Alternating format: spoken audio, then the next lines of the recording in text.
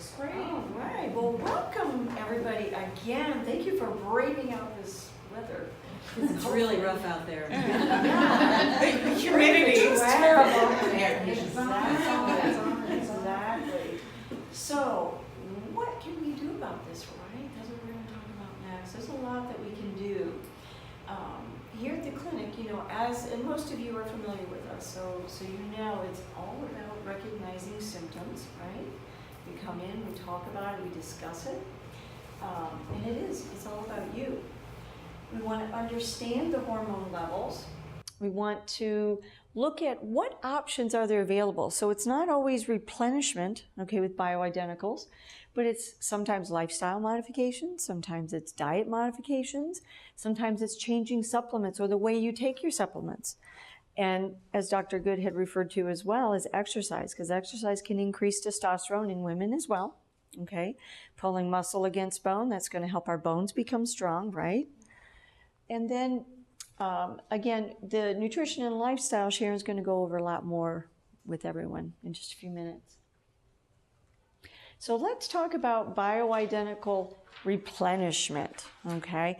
I wish I could say it was a replacement, wish I could grow some nice organs back, but I can't. So we want to replenish what we're naturally losing by age.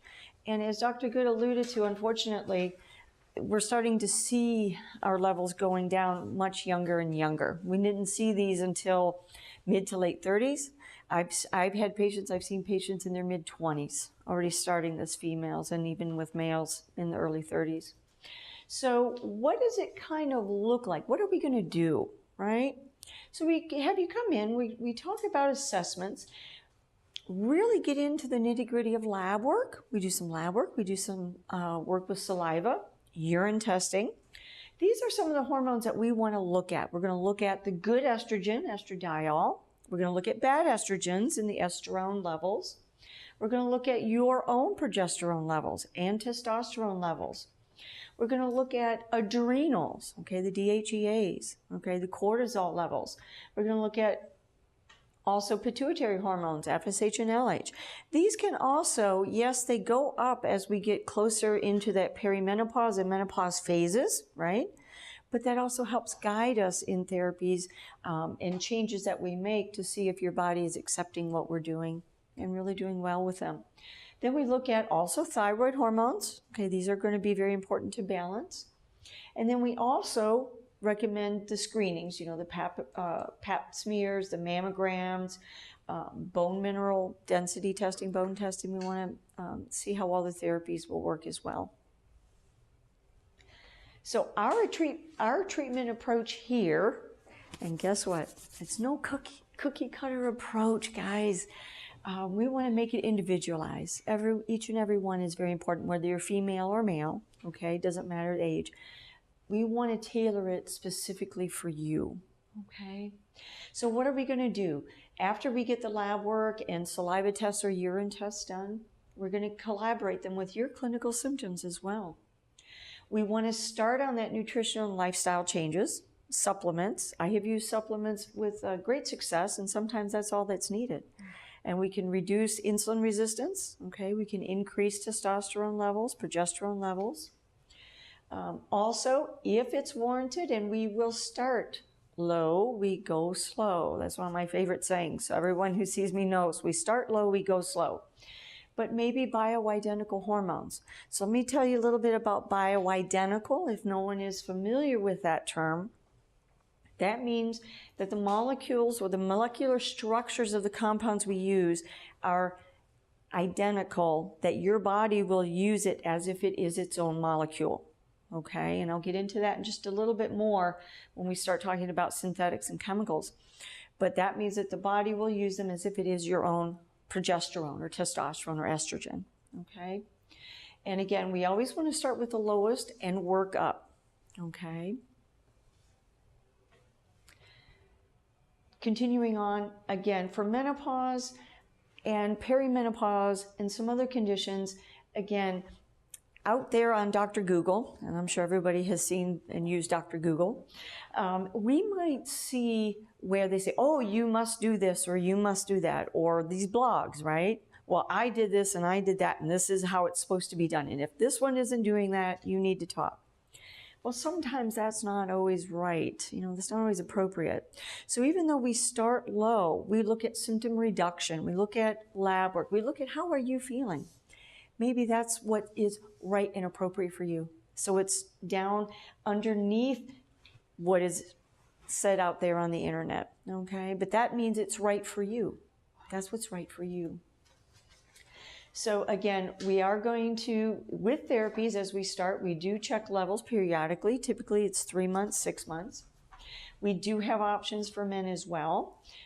Again, sometimes like Dr. Good alluded to, it's a matter of prescribing exercise and some lifestyle changes and maybe some different diet changes as well. Again, nutrition is going to play such a very, very important role, as well as reducing the endocrine disruptors. Those are very, very important. There are certain conditions, and I want to point this out, and each and every one is individualized, and we look at that for evaluation. But there are some conditions that just are not real appropriate to start any type of bioidentical therapy.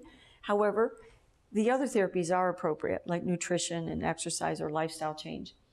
Some of these conditions include if there's abnormal bleeding, vaginal bleeding. Okay, we want to assess that prior to starting anything.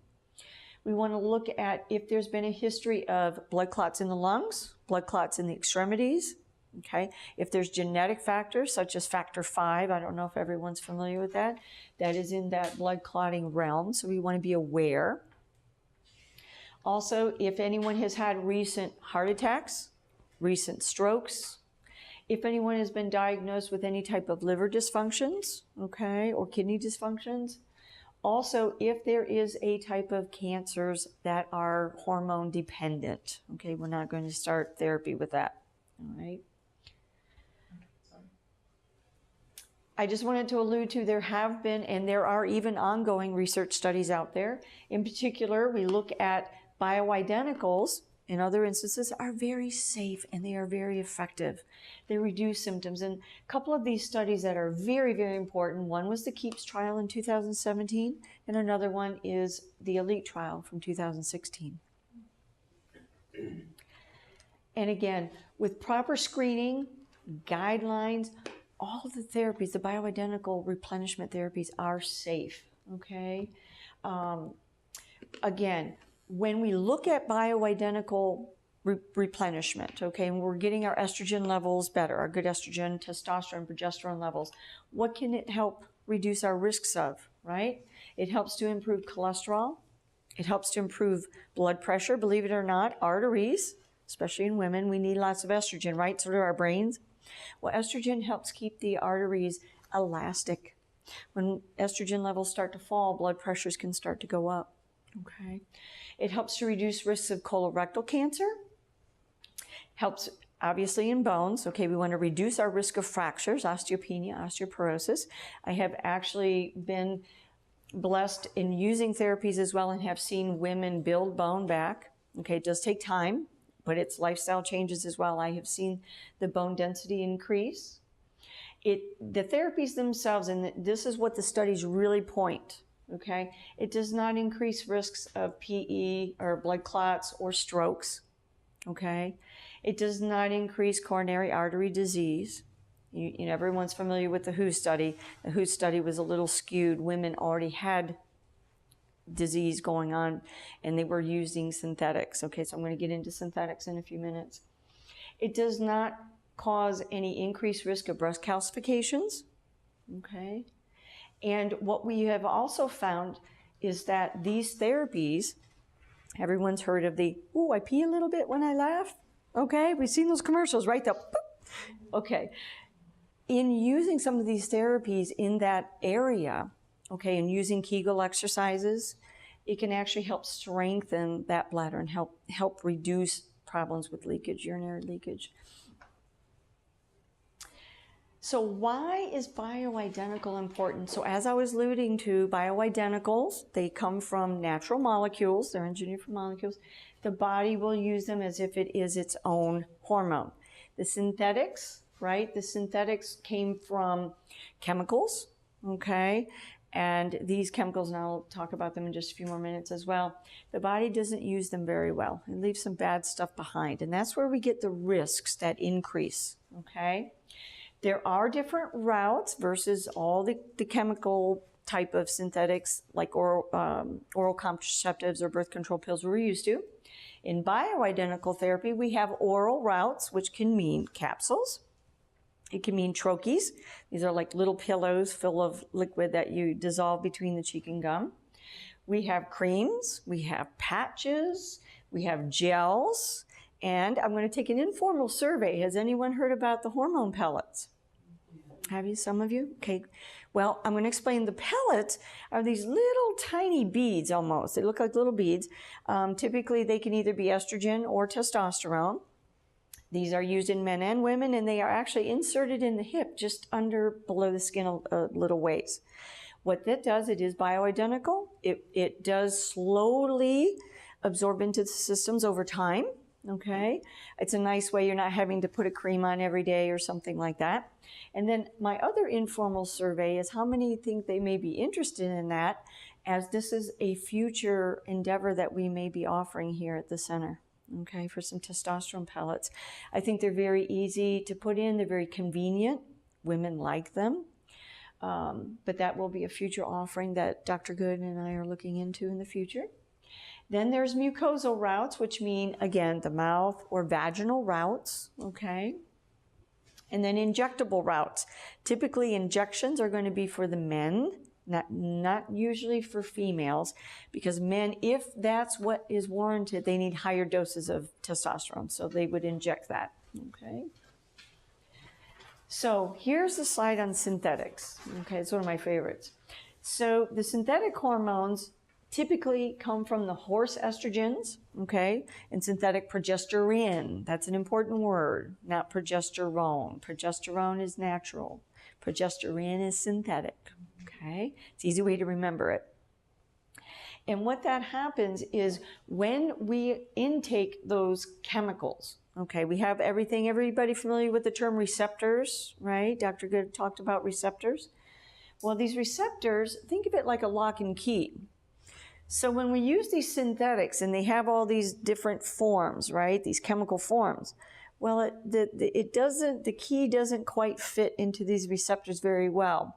Therefore, some of these bad little chemicals break off and they start circulating in our body. And that's what can increase risk of heart disease, increase risk of blood clots and strokes, okay? Liver has to detoxify all that. And if our pathway is blocked up a little bit, guess what? It's not going anywhere. It's going to stick around. The difference in that is the bioidentical fit as a lock and key. So there's nothing left behind in the body that's bad that the body doesn't use. It uses all of it. So other therapies that we also offer here, and based on your needs, okay, something called PRP is what it's known out there, or platelet-rich plasma, which is using your own growth factors and your cytokines, everything, it's yours, going back into you in certain areas. There's a few different areas that we use it in. One typically we are doing here now is for joints, like knees or hips or shoulders. Trigger points, okay, muscular spasms. Typically you'll hear people, they'll tear a meniscus or, they'll hurt tendons in their knees. So what that does is as we use PRP therapy, and what it is, we draw blood, we spin it down, we take the plasma, okay, the liquid part, that has all these growth factors. And we strategically put it into the areas that it is needed. When we do that, that tells the body what you need it to do. Heal, reduce inflammation, reduce pain. Research has shown that it has also, using this over time, okay, can help the cartilage repair in the knees as well. Couple that with what Dr. Good talked about, testosterone, right? So using some testosterone cream can also help strengthen like ligaments, tendons, right? Connective tissue and muscle. Strengthens it. Other therapies that we also do here, and it really works well, I will say, is the facial rejuvenation. So again, we are using your PRP, your plasma, And the growth factors, we apply it in the facial area, the neck area, décolleté. It can be put in other areas. We do this little vibration rubbing with these little microscopic needles. It feels like little roughage, but that's about it. But what that does is as that absorbs into the skin, it really helps the body repair the collagen, okay? So we get a firming and a tightening, so wrinkles lessen. We also, it can do, like if people have a lot of sun damage to their skin, okay, can brighten it up. If you have some dark patches or scars like acne or I'll say my own self, I actually face planted and had a scar on my lip and it has dissolved and resolved with the PRP, okay, so it can actually do that. And what else I have done with the facial rejuvenation, going into hair rejuvenation, this will be a future offering as well, okay, for men and women. So when we have hair loss or hair thinning, what plasma-rich protein can do, strategically put in that area, can help hair regrowth. Okay, it stimulates the follicles. Okay, so as I've done some facial rejuvenation on individuals who have had, say, thinning of their hair, okay, well, we're going to do that today. We've actually seen hair start to regrow in those areas. So we've had some really good benefits from these. And what I can say is, with the facial rejuvenation, since we are not using Botox and fillers, which again are neurotoxic, they're temporary, okay? This actually is a more situation where this will last upwards of a year. Sometimes it can last up to a year to help firm and tighten and reduce wrinkles. And now I will happily turn it over to Sharon. Well, thanks. So we're handing over the ceremonial pom-pom. If you give me a minute. I don't know, every time I see that part of the presentation, I get distracted by how much I want to try the PRP, which I had heard about before under its very classy name that you may have heard about in pop culture, but I think Kim Kardashian made it famous as the vampire facial because it's using your own blood. But despite the fact that there is a Kardashian associated with it, whatever you may think, good or bad, it certainly brought it some fame, but it's actually a really intriguing thing, especially, you know, if you're here tonight, you're probably concerned about what you put in your body. For me, that includes, I don't necessarily want to put a neurotoxin in there, but I would love to, you know, diminish some things. So I'll be checking in with Sandy on that. But anyway, so back to nutrition. When Sandy and I talk about this part, I'm always reminded it's kind of hard to do them separately because they're very interrelated. So one of the things, I don't know if she hammered that point home, but when she's looking at male patients, and she's deciding, okay, well, we might want to use, they're having lower testosterone. Dr. Good mentioned, you know, often with just nutritional and lifestyle measures, we can see a lot of improvement in that. But one of the things, if we are at the point where we think, you know, a little bit of bioidentical replenishment, as Sandy calls it, would be helpful, they don't just go in and do that. They look at things like, okay, let's look at, in the men, the estradiol levels or certain estrogens, because they're looking at, as you might remember from that chart, or you might not, there was a lot on the chart, but there's sort of interconversion between testosterone. It can be converted to that. So they're really looking at, okay, well, if this is something that's being converted to estrogen, we don't just want to give them testosterone. And similarly with women, we don't just want to give them a ton of estrogen, not that we ever do, but if we don't know how their liver is handling it and metabolizing it, we have to be really careful. Even when we're using those therapies, there are a lot of nutritional factors at play as well.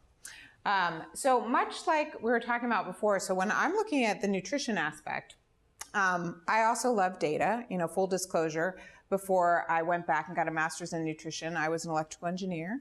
And then I was in corporate America for many years, and I'm all about data. So that extends to data about my body, about my clients' bodies. I just love it. So I like to look at some of the things you're probably really familiar with. Traditional blood work, you want to know about your cholesterol. You want to know sort of inflammatory factors, ferritin, if you're familiar, it can be a marker of inflammation as well as of other things. Also, Dr. Good talked about the importance of glycemic control indicators. So your sugars. How much sugar do you have when you're fasting in your bloodstream? That's very inflammatory. How much have you had over the past 3 months? And do you have the markers of insulin resistance? I also look at, we talked about the endocrine disruptors. Certainly the toxic load is an important thing to take into account. So we've talked about heavy metals, and I don't want to bring us down. No, but we're all exposed to these things. You can live the cleanest life, you can do everything right, and we're all going to be exposed to it as well. So it's a matter of understanding maybe what you have on board and what you can do about it. So we've got heavy metals, we've got, GI issues, things that not just because of what we eat, but, what we take as medication. That's going to contribute to maybe some imbalances in your GI system. Nutrient status, I think if most of you are familiar with the practice, we're not just looking at, well, how much do you have of this nutrient? We're looking at different types of tests that examine, rather than an absolute level of B12, for example, in your blood, they're looking at byproducts that are created when you don't have enough B12. So without completely geeking out on that, it's a way of saying, regardless of how much you have or don't have in an absolute sense, and whether that's right or wrong based on some measure, the measure that we would use is, well, does your body have enough to do the things that you need B12 to do? So that's something we actually do a lot with, and our next article, I don't know if y'all saw the Health and Healing article before this talk, which was on hormones, oddly enough. But next month, we're going to talk a little bit more about some of those tests and what you could use them for. So you can look out for more on the organic and amino acid tests we use. So once we sort of understand you, and again, Sandy said it's not like every person needs the same thing. But, we're all different ages, we're different individuals. We may have different symptoms or conditions and different needs, different types of lifestyles. So it's not like everything will be the same for every person, but there's a few things that are kind of the same. It's a little hard to argue with some of them. So I'll go into more detail in a minute, but the 1, 2, 3 for me: 1, healthy diet. We'll talk about what that means. 2 is, we talked about environmental toxins and allergens. So it's about avoiding them where you can and maybe bolstering your ability to handle them where you can't avoid them. Similarly for stress, we'll go into stress a little bit more, but again, it's the same idea of, there are ways to try and minimize sources of stress. We're all going to have some. So what do you do to bolster your body's ability to handle it? So quick sidebar, because I know we all like to think, we all just bought our hurricane snacks, and we all like to think we can eat whatever we want. Did you save your snacks for the hurricane? I don't know. I'm not doing so well on that front. So full disclosure. But aside from this week, how important is diet really? So here's one. I think we're all familiar, when you talk about hormones, a lot of time the first thing that comes to mind is hot flashes. As you're going through, maybe you're leading up to menopause, you're going through menopause. So how important is it really what you eat? It's pretty important what you eat. So, if you're one of the people who's affected by it, there's a lot of food and chemicals that can affect your blood vessels, and it can make that much worse. So spicy foods, unfortunately, but also food colorings, the preservatives you find in lunch meat, caffeine, nicotine, alcohol, all these things affect the blood vessels, and they can make that situation much worse.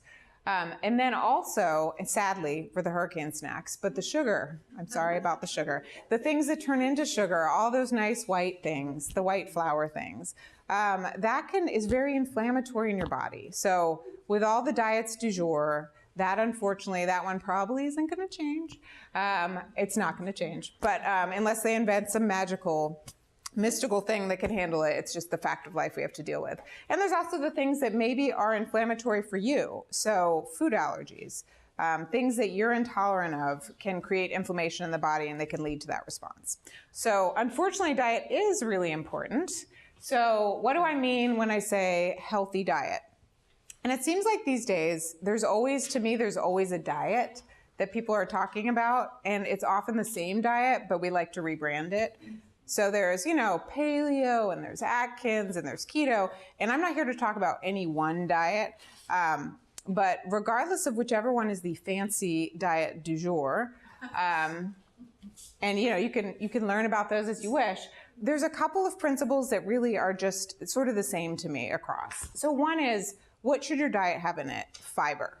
Your diet should have fiber. And I know that sounds very sexy and great, that you should eat a lot of fiber. But, and I don't mean Fiber One bars. I don't mean the Fiber One cereal. Not that fiber. So like vegetables. I feel like I should just say vegetables. It sounds better. And they have lots of fiber. And why, in the context of this talk, fiber actually helps bind some of that excess estrogen. So it's really important. It's also important for all the obvious traditional reasons to keep things moving through your system and help eliminate some stuff you don't want hanging around and re-entering circulation. So fiber good, most Americans consume way less than we're supposed to a day because of all those nice, palatable, kind of white processed foods. Another one, I see they're a big hit, is since we're talking about the vegetables, if anyone needs any extra hurricane snacks, I think we have some vegetables left over. But among the vegetables, so the cruciferous vegetables, you guys, those are your broccoli and all that good stuff, a lot of the ones I like, they actually contain something that's very helpful in metabolizing bad estrogen, so DIM is what's included in that. And that's something, you get from eating them, you can take as a supplement, but among the vegetables, some of them should be broccoli and cauliflower and all the other ones you're just enjoying over there. The other one I think is funny. So, it's sort of like public opinion goes back and forth. Are fats bad? I was joking with someone before the lecture about the SnackWell craze. Those were pretty, that was when saying fats were bad, let's just eat a bunch of sugar and air. That didn't turn out so well for us. And actually, a lot of fats are really, really good, and they counter inflammation. So your essential fatty acids, really important. Those are the ones that you want more of. Things found in, the term fish oil or your omega-3 supplements, in your evening primrose oil, your black currant seed oil. I like to put flax seeds in my smoothie. They don't taste like anything, but they bring a nice hit of fatty, good fats in my morning meal as well. So those are really important. And then ample quality protein. So whether you eat meat or whether you don't eat meat, I think which proteins you choose and having a variety of them makes a big difference. I do think it's nice to kind of, incorporate more plant-based protein, just because we get so much of the other. So, for example, if I have a morning smoothie, I like to use a nice pea or rice, a plant-based protein. So that's a nice source to be able to, because I know I might have meat or poultry later in the day. But if you're a person who eats meat, I also think it's really important to think about the source and the preparation of that meat. So I'm probably not telling you anything you don't know, but grass-fed beef, for example, has a wholly different nutritional profile than sort of factory farmed meat. It has a much higher component of some of these healthy fats. So it is a very different experience when the animals are eating grass as they're intended to, rather than being force-fed grains and antibiotics. So, which is something that you consume and then it's part of your profile as well. So it is important to consider that. One other quick thing is, in addition to the source, how you prepare meats. I know we all love our barbecue. But charred meats in particular, create something in your body that contributes to the rust sort of factor that Dr. Good mentioned. So there's even ways you prepare it can make a difference. So on the flip side, all the things we don't want or we want to minimize, it's not like you can completely remove them all. Sugar, highly inflammatory. Those refined foods that turn into sugar, it's kind of like eating sugar. Maybe you'll feel good for a minute, and then maybe you'll feel exhausted after that, but the long-term effects are pretty serious. And the bad fats. So yeah, there are some fats that are bad. They're in those processed foods. Trans fats are bad. Having way too much of the saturated fats found in meat can be bad for hormonal issues. Also, I think an interesting statistic to me, if you're familiar with all the different fats, but there's sort of a healthier ratio if they looked back at how people ate in the Mediterranean style diet, which has been extolled as being, a healthier traditional diet. They had a certain ratio of what they called the omega-6 fatty acids to omega-3s, and it was like 4-to-1.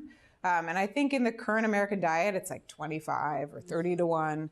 Maybe not in you guys, because you're here and you're interested. But, and where you would get that is, all the oils. First of all the packaged foods are going to contain that. But when you eat out, it's almost always soy oil or sunflower oil, or, it doesn't sound bad, but they're very omega-6 heavy oils. And it really throws off that balance, which gives you kind of a pro-inflammatory fatty acid profile. And lastly, foods that you're allergic to. So now I feel like I'm the bummer bringing it home for the evening, but I would say the foods that you're allergic to has a broader context. You may not sneeze, they're not inhalants. You may not, hopefully you do not experience anaphylactic shock, although there are some food allergies like that. But there's also these sort of sneaky food allergies, the ones where you don't know what it is and it doesn't happen right away, but maybe your joints hurt because of certain things you eat. Or maybe you have brain fog and you can't remember where you put your keys.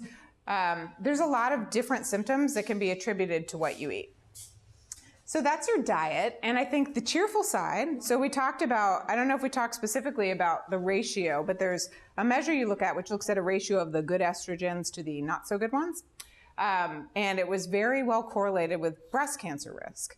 However, so bad news, good news, highly changeable with diet and lifestyle alone. So exercise, Sandy mentioned, good quality protein, vegetables, especially the ones with DIM, really good. And on the flip side, having a nutrient-poor diet, which doesn't give you enough of those antioxidants to counter all the different things we talked about, bad. Obesity, that can contribute as well to having a higher ratio of the bad estrogens. And then all the chemicals and other factors we talked about before as well. So although it's a lot, it's sort of like it's good news, bad news. And the good news is it's something that you can control and affect just by the choices you make every day. So on to the next one. I think Dr. Good has really covered all, I mean, it is almost overwhelming. So I think the best thing to do is to say, hey, you avoid it as much as possible. But also what can you do to not just lower the burden, but, eliminate it as much as you can. So you can use filtered water. We talked about the natural personal care products. Organic as much as possible certainly makes a difference. Organic food, certainly if you're familiar with the Dirty Dozen, those foods most coated in pesticides, good to buy those organic. Grass-fed, free-range meat preferred. And then on the, well, how do you help your body handle it? So you want to support your liver with both diet and supplements. And also you can sweat. I mean, you could say if a lot of this is stored in fatty tissue and sweat is one of the ways to get some of this out of your system. So however you sweat, exercise is great. Saunas are nice. But one note there is that as you're sweating to kind of, have a towel and wipe it off and make sure that you shower afterwards with a fatty soap because you want to make sure all that stuff you just got out doesn't just come back in. So there are lots of things you can do, a lot of which I'm sure you're doing already. Third principle, reducing stress. So just to clarify, I think stress sometimes has like a judgy connotation, like, oh, we're stressed, life is hard. That's one kind of stress, and life can be hard, so that's legitimate. But also stress can be physical, like if you have an illness, if you have an injury, those are sources of stress in your body. It's not, oh, I'm stressed. I feel, there's something going on that's creating inflammation or stress in your body. Also stress, and it all sort of looks the same within your body. And then lastly, the sugar stress. Unfortunately, we call that out. It's obviously a physical stress as well, but it's very real. So again, you want to be able to reduce the stress as much as possible. So how might you do that? You certainly control what you eat. You can't control everything that happens around you. But you can control to some extent, I think, what you eat and what you ingest. Regular exercise can be a real stress buster for a lot of people, and as can stillness. So on the counterpoint to that, I think, whether you meditate or whether you pray or do yoga or do deep breathing, I think all those things have legitimate and proven benefits in reducing levels of some of those stress hormones. So they are real things. When someone says, why are you sitting there doing nothing? Tell them I am taking care of my health. I have chosen to do nothing, and this is why. The one other point I'd make, which is that I do see a lot of clients who are women about my age, so my age is about mid-40s, and they're frustrated, and they say, I've put on some weight, my hormones are changing, maybe I've put on some weight lately, or my body shape has changed, something feels different. I'm exercising like I used to run, now I'm running more, and I'm eating less because I'm not happy about this thing that happened, and no matter what I do, it's like I'm running on a wheel. Nothing is changing despite all these things I'm doing. Inadvertently, a lot of us increase stress on our bodies. So over-exercise, stressful on your body. Like regular, enjoyable exercise, moderate exercise, great. But too much of it can really just be too much and create inflammation. And eating too little again, you sort of don't have the nutrients you need to handle it. So with all the best intentions, we can sometimes make it a little bit harder on ourselves. I think Dr. Good covered this. So certainly we're exposed to more of these stressors and these chemicals than before. Our soil doesn't contain the same nutrients it used to. So even with a perfect diet, you might not have the same nutrients that you could get some time ago. So, often we need to supplement, in effect, to even get that same level of nutrients. Can I say something? Yes. Okay. So my orthopedic surgeon said the soil boron Yep. in the soil is low in the Caribbean, and they have the highest amount of fractures. Mm-hmm. And Israel has the highest amount of boron and the least amount of fractures. Really? Yeah. Well, that's just really interesting. Okay. Very interesting. So it really, it makes a difference. Like your food is growing in that soil. And if the soil's been sort of depleted of all these things and full of chemicals as well, it really does make a difference. And then, even, some of these things we can't control, some of these things we can. And then there's things like medication. So a lot of folks have taken oral contraceptives or synthetic hormones. Those are synthetic hormones, so no judgment on the decision to take them, but that means that your liver needs help. It needs more of these nutrients to be able to handle them. So long-term use, you can actually see depletion of B vitamins and some of the antioxidants with that. So maybe eating a healthy diet alone is not enough. We certainly use judicious supplements to help support the body's own detox functions, to help bolster the antioxidants.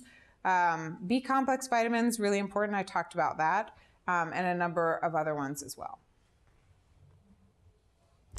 So those are sort of across the board. I hope they are, I think they're sort of, nutrition is one of those fun things. A lot of it is common sense. But there are specific things for, depending on your individual condition. For example, they found that women who get migraines around, their menstrual cycle, if they take vitamin E starting 2 days before and 3 days after, dramatically lessened the number of migraines they had. So there's a number of things that are specific to a given condition that are sort of, here are some different levers we can play with. I'm not going to drain this whole slide, but again, there's just a number of different things you might look at. We talked about endometriosis and how complex and painful that can be. So oftentimes you're looking at a variety of different nutrients for some of the, how it presents in a person and also their own functional needs to really help them feel better. So I think Dr. Good touched on this one as well, but traditional herbal remedies have been around longer than any of us. But what we found is that, good diet, all these good things we're doing, sometimes that still doesn't fully resolve the symptoms. And we have seen a lot of people have success. We were talking to some folks in the office independently of this presentation. And they're like, yeah, black cohosh for hot flashes is like the best thing ever. Which I was like, oh, did you see the slides? And she had not seen the slides. So I think a lot of us know of these different botanical remedies that are used differently for some of these different imbalances. And we offer them kind of in combination with liver support as well. So I think, there's all these different levers to use that are, pretty simple things to do and can make a pretty huge difference in how you feel. So lastly, again, no one size fits all. No big surprises here. But again, what you eat is important. What you expose or how you handle certain things is very important. And, minimizing stress wherever you can is important as well. So just to wrap up, and thank you all for bearing with us. I know it's dinner time and we did not dine on the lovely vegetables, but if you take away one, and I didn't either, full disclosure, but so if you take away one thing, I think there was a lot of discussion about here are all the things that can affect your hormone balance. Some of them are in our control, some of them are completely not in our control. But at the same time, while there's all these different things that affect it, there are also multiple things that can bring them back into balance and really make a huge difference in how you feel. So hopefully we've exposed you to a few of those tonight that you can take home and think about with or without power, with all our fun days ahead of us, which hopefully go well.